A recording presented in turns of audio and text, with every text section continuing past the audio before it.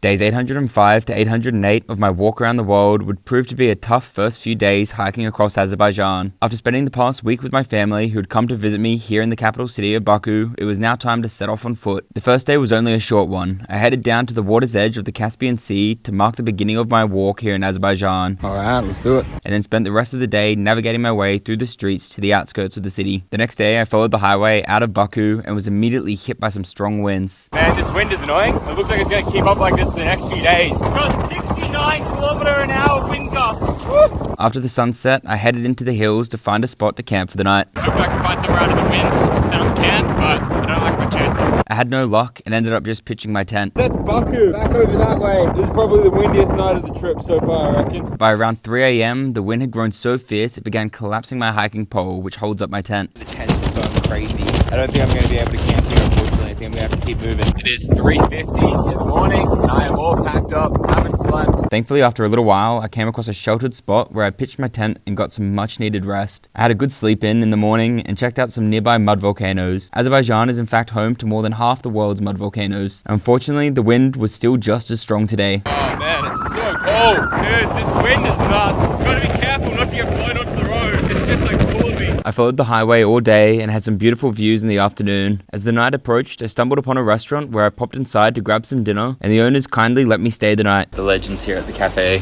letting me sleep here tonight. One of their little outside seating areas, and so I'm protected from the wind, so that'll be perfect. So much better than last night. But unfortunately, it still wasn't a great sleep. I woke up being rained on, so I had to move to try and get somewhere where the wind wasn't blowing in. So annoying. I just wanted good sleep. After packing up my gear, the owners of the restaurant invited me to sit and eat breakfast with them. Azerbaijan is probably my favorite breakfast I've come across in the world so far. It's a tomato and egg dish called pomidor yumurta. I love it so much that I picked up a second serving from another restaurant along the way today. Following the highway, I met two nice young guys on a tractor who stopped for a chat. And then in the evening, I reached the city of Shamaki where I checked into a hotel room for the night.